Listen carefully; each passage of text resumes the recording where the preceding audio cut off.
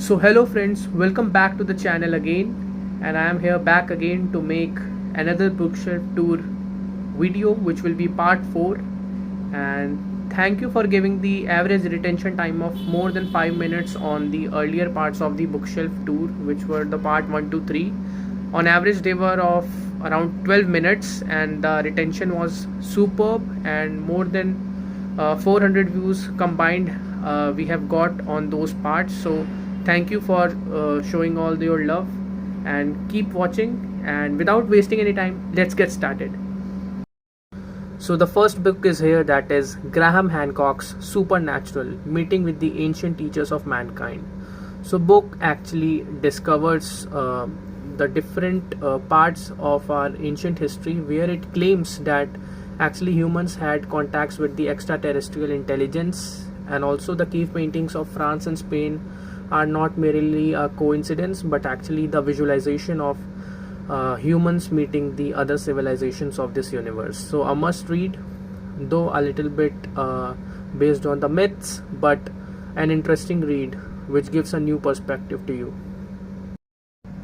So the second book is here, that is The Hindus, An Alternative History by Wendy Doniger. So the book actually came in 2009, and the book actually discovers about the story of Hinduism from the Indus Valley civilization to Vedic times to the modern times. So the book covers the whole paradigm of the Hinduism, and the book actually mainly emphasizes on the day-to-day life of Hindus as a society rather than focusing on any specific period. A good book, but it has some discrepancies also, which actually led to the criticism of the book. I myself have found some points which are actually against the book, but overall a good book. So the third book is here, that is The Earth Transformed by Peter Frankopan.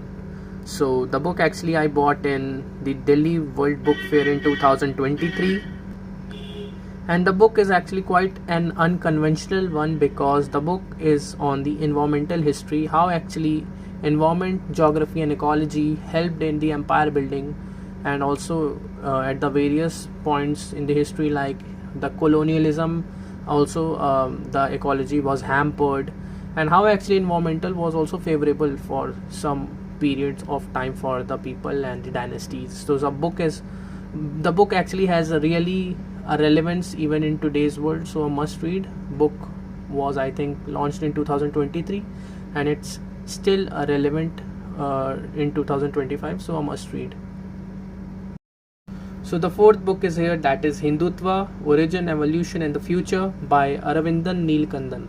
So the book talks about the origin of Hindutva and also the evolution throughout the modern period, its role in the India's independence, and thereafter in the future, like talks about the current trends.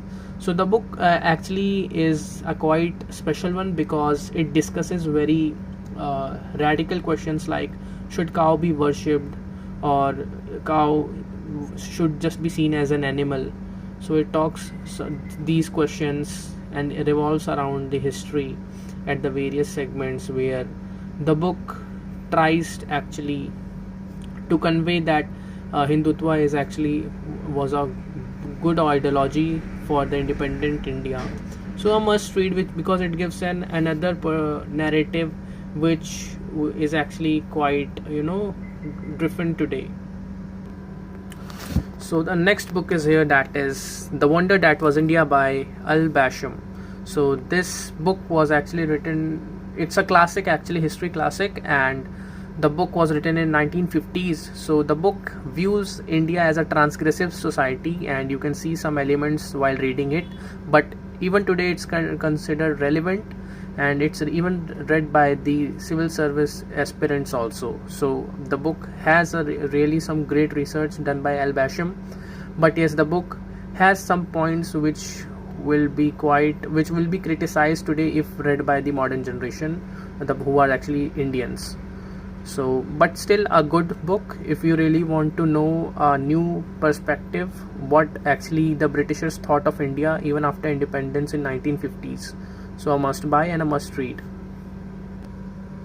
So the sixth book is here, that is Tools of Titans by Tim Ferriss. So Tim Ferriss is actually a very revered podcaster from United States, and the book actually comprises of the 60 if around 100 interviews podcast done by the Tim Ferriss about the people who are actually the masters in their domains and the fields like sports, entrepreneurship, art and culture, drama, and even science.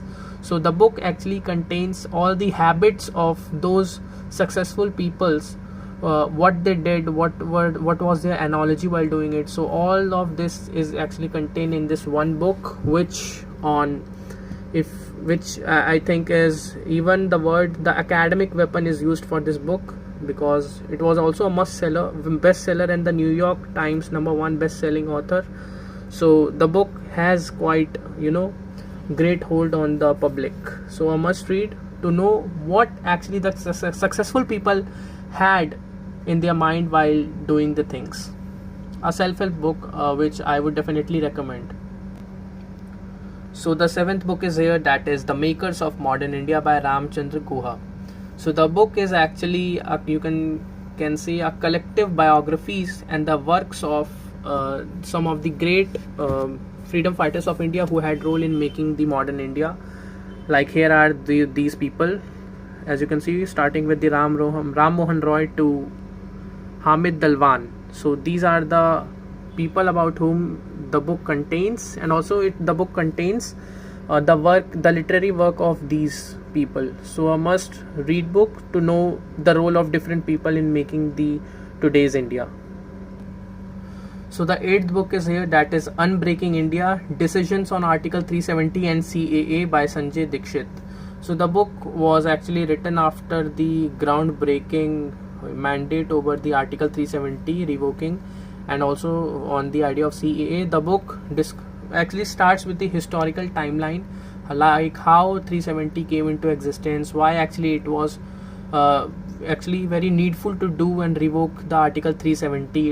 It goes from it has a great part in the Kashmir, and also it talks about how Barelvi and Deobandis sects were actually quite against India even during partition and even for the Kashmir part. So book actually has a great revelation and even some controversial things which I can't even say on the media. So definitely a good eye-opener book if you really want to understand the the controversies and all the things going against the against the India, which are, you can see here the map. So a good book which I would definitely want you to read. So the ninth book is here, that is Freedom at Midnight by Dominic Lapierre and Larry Collins. The book is considered as the most authoritative book on the independence and the partition of India, whatever you say, on a world level, on a world stage, I would say, because the book was one of the first international book on the topic, and it has a great revelations. I think it also has a very controversial things about Nehru, Gandhi, Savarkar, and the name you say. For example, the book also discusses about the separation of the Lord Mountbatten with his wife, and what was the role of Nehru around it, what was the role of Jinnah, how he actually wanted not the Sharia to be implemented in the Pakistan, but still it was a forceful attempt.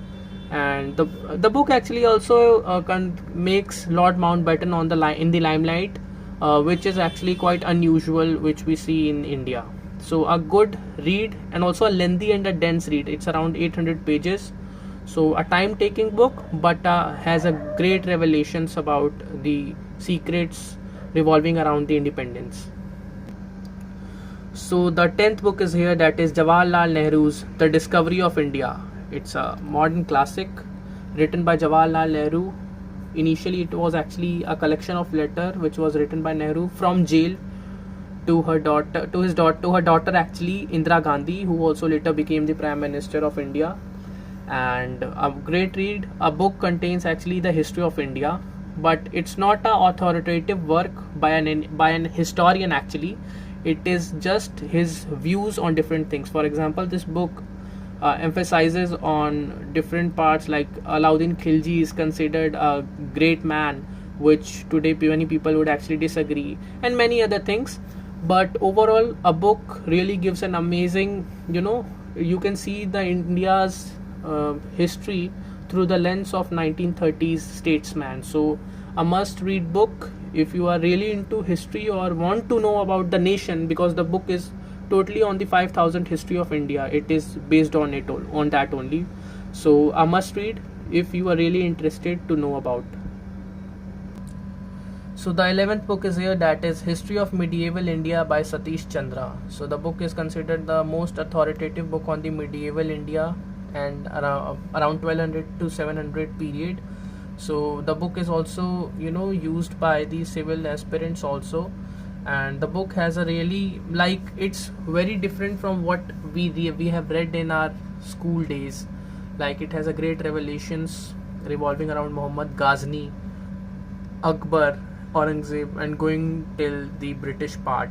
The book also has great revelations and the inside story, which was actually, even I consider myself as a a history reader, but I also got to know about very new things and very covert things which were actually untold till now. So a good book to read.